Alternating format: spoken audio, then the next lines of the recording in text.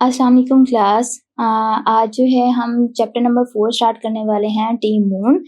इसकी अगर हम बात करें पैराग्राफ नंबर 1 की, in the summer of 1916 millions around the world held their breath as the Neil Armstrong descended the ladder of the lunar module, becoming the first human to step onto the moon। अब ये पहली line है और इसकी translation ये है कि 1969 के मौसमी गर्मा में, इन द समर ऑफ 1969 के मौसमी गर्मा में मिलियंस अराउंड द वर्ल्ड, दुनिया भर में लाखों अफराद held their breath, उन्होंने अपनी सांसें थाम ली या थम गईं। As Neil Armstrong descended the ladder of the lunar module, जब नील आर्मस्ट्रॉन्ग ने चांद गाड़ी लूनर मॉड्यूल का मतलब होता है चांद गाड़ी की सीढ़ी से, लैडर मीन सीढ़ी से नीचे उतरा। अब एक जो शख्स है जिस नील आर्मस्ट्रॉन्ग, उसकी बात हो रही है कि जो है उसने 1969 में जो है वो चांद पे उतरा, becoming the first human to step on to the moon, और चांद पर कदम रखने वाला वो पहला शख्स बन गया। Here's his words, उसके अल्फाज। अब उसके अल्फाज बता रहे हैं कि that one small step for man, one giant leap for mankind, echoed across the televisions and radios, becoming a symbol of a human achievement। His words, उसके अल्फाज। कौन से अल्फाज से? that one small step for man, ये इंसान के लिए एक छोटा सा कदम है। one giant leap for mankind, इंसानियत के लिए एक अजीम जिस्त है। echoed across televisions and radios, echoed का मतलब होता है गूंज उठे। across the radios and televisions and radios, television और रेडियोस पर गूंज उठे। becoming a symbol of a human achievement, और इंसानी कामयाबी की अलामत बन गया। अब इसी लाइन को पूरा कंबाइन करते हैं कि उसके अल्फाज ये इंसान के लिए एक छोटा सा कदम है, इंसानियत के लिए एक अजीम जुस्त है, टेलीविजन और रेडियोस पर गूंज उठे और इंसान की कामयाबी की पहली अलामत बन गया। क्योंकि ह्यूमन अचीवमेंट का क्या मतलब होता है कि इंसानी कामयाबी, अचीवमेंट मीन कामयाबी और ह्यूमन मीन इंसान की।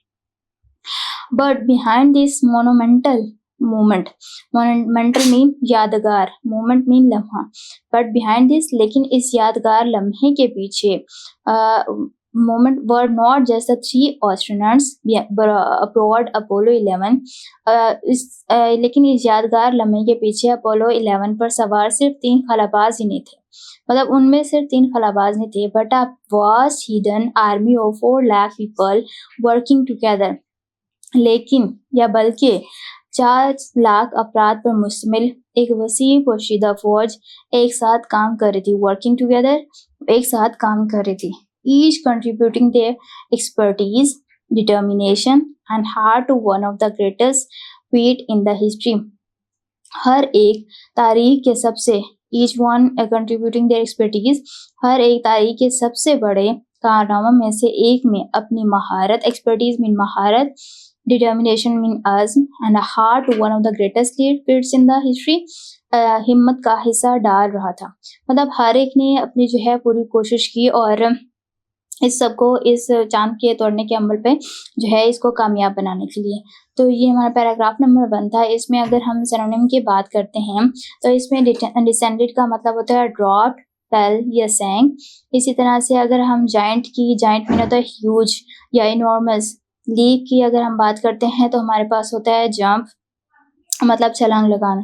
इकोड का होता है कि रिपीटेड, के बार बार गूंजना, रिसाउंडेड। एंड मोनोमेंटल का मतलब होता है हिस्टोरिक, यादगार जिसे कहते हैं, मेमोरेबल। एक्सपर्टीज का मतलब होता है हमारे पास स्किल या प्रोफिशिएंसी।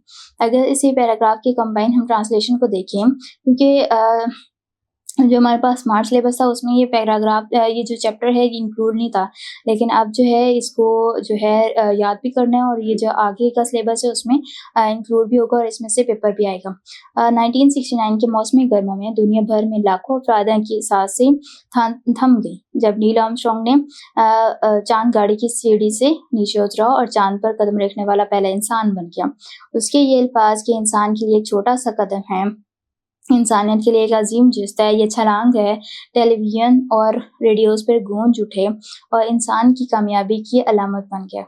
लेकिन इस यादगार लम्हे के पीछे अपोलो 11 पर सवार सिर्फ 3 खलाबाज ही नहीं थे, बल्कि 4 लाख अफराद पर मुश्तमिल एक वसी पोशीदा फौज एक साथ काम कर रही थी और हर एक तारीख के सबसे बड़े कारनामों में से एक में अपनी महारत, अज़्म और हिम्मत का हिस्सा डाल रहा था।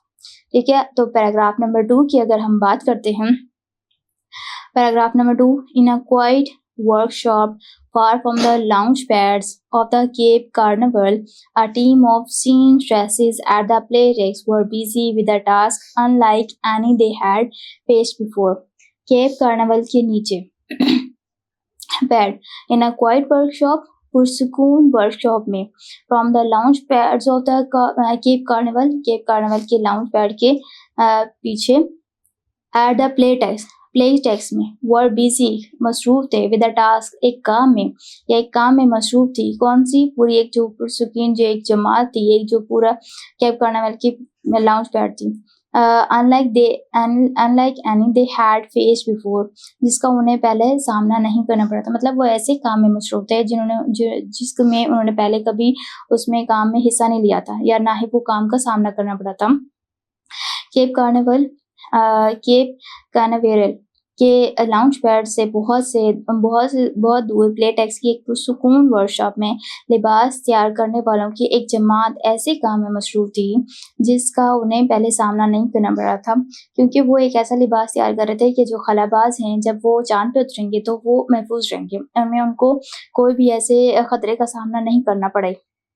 They were responsible, वो जिम्मेदार थे, ये इनकी जिम्मेदारी थी, for crafting the spacecraft, ऐसे खलाई लिबास तैयार करने की। They would protect the astronauts in the harsh environment of space, जो खला के harsh environment, खला के सख्त माहौल में खलाबाजों की हिफाजत करे। तो वो ऐसे बेसिकली कि जो एक जमात थी जो कि लिबास तैयार कर रही थी, वो ऐसा लिबास तैयार कर रही थी जो खलाबाज हैं कि अगर स्पेस में जाएं तो उनका जो ड्रेस है वो फटे नहीं, उसमें वो महफूज रहें। These suits had to be perfect, इन लिबासों का कामिल होना या मुकम्मल होना ज़रूरी था, या परफेक्ट होना, बिल्कुल सही होना ज़रूरी था। फ्लेक्सिबल, लचकदार, इन फॉर द मूवमेंट, नकलो हम हरकत के लिए काफ़ी लचकदार हो, मतलब कि ऐसा ड्रेस वो तैयार करें जिसमें वो जो है इजीली उसमें मूवमेंट भी कर सकें, लचकदार और फ्लेक्सिबल हो। Yet strong enough to withstand the vacuum of space, लेकिन इतना मजबूत हों कि खला के खालीपन का मुकाबला कर सकें, लाइक उसमें जो है इजीली जो है वो रिवॉल्व कर सकें, मूवमेंट कर सकें। इन लिबासों का कामिल होना ज़रूरी था जो नकलो हरकत के लिए काफ़ी लचकदार हों, लेकिन इतना मजबूत हों कि खला के खालीपन का मुकाबला कर सकें। One misplaced with a stitch could spell disaster, मतलब कि इसका मिसप्लेस का मतलब होता है एक गलत टांका, एक गलती से जो अगर लग जाए कोई स्टिच भी, एक गलत टांका तबाही का सबब बन सकता था। Working with the plan of meticulous care, इंतहाई एहतियात, एंड क्वाइट प्राइड, और खामोश फख्र के साथ।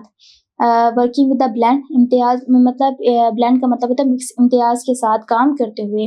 These women stitch layer upon the layer of specialised fabric, इन खवातीन ने खसूसी कपड़े की, या वो जो स्पेशलाइज का मतलब होता है खास कपड़े की तह दर तह सिलाई की, स्टिच मीन सिलाई की। knowing that their work was literally a matter of life and death, ये जानते हुए कि इनका काम जो है हकीकतन जिंदगी और मौत का मामला है, क्योंकि उस ड्रेस को जो है उन एस्ट्रोनॉट्स ने वेयर करना था और उन्होंने जो है चांद पे उतरना था, तो वो ऐसा लिबास तैयार कर रही थी कि उसमें कहीं पे भी कोई स्पेस ना हो, कहीं पे कोई गलत स्टिच ना हो, क्योंकि उसमें अगर उनकी कोई थोड़ी सी भी गलती होती तो वो बहुत बड़ी तबाही का शिकार होता वो ड्रेस और वो एस्ट्रोनॉट भी। Each seam, each stitch was a thread in the tapestry of the Apollo 11 mission. हर सिलाई, each seam, हर टांका, each stitch, हर टांका, हर सिलाई, was a thread. Thread mean एक धागा था. In the tapestry of Apollo 11 mission, Apollo 11 mission के मुनकश लिबास में एक धागा था. मतलब कि हर एक छोटा सा धागा भी था ना, तो वो हर सिलाई, अगर छोटी सी सिलाई भी लग रही थी, एक टांका भी था, तो वो उसमें बहुत खास अमल रखता था, खास उसकी इम्पोर्टेंस थी. सो ये हमारे पास पैराग्राफ नंबर 2 था। इसको मैं ज़रा कंप्लीट ट्रांसलेट कर देती हूँ दोबारा से कि कार्निवल के लॉन्च पैड से बहुत दूर प्ले टेक्स्ट में एक पुरसुकून वर्कशॉप में तैयार करने वालों की एक जमात एक ऐसे काम में मसरूफ़ थी, जिसका उन्हें पहले सामना नहीं करना पड़ा था। इनकी ज़िम्मेदारी एक ऐसे खलाई लिबास तैयार करने की थी, जो खुला के सख्त माहौल में खलाबाज़ों की हिफाज़त करे। इन लिबासों का मुकम्मल होना ज़रूरी था, जो नक़्ल-ओ-हमल के काफ़ी लचकदार हों, लेकिन इतने मज़बूत हों कि खला के खालीपन का मुकाबला कर सकें। एक गलत टांका तबाही का सबब बन सकता था। इंतहाई एहतियात और खामोश फ़िक्र के साथ काम करते हुए इन ख़वातीन ने ख़ुसूसी कपड़े की तह दर तह सिलाई की, ये जानते हुए कि इनका काम हकीकतन ज़िंदगी और मौत का मामला है। हर सिलाई, हर टाँका अपोलो 11 मिशन के मुनकिश लिबास में एक धागा था। सो ये हमारा पैराग्राफ नंबर 2 कंप्लीट होता है। बाकी जो नेक्स्ट पैराग्राफ है हम नेक्स्ट लेक्चर में डिस्कस करेंगे। टिल देन अल्लाह हाफ़िज़।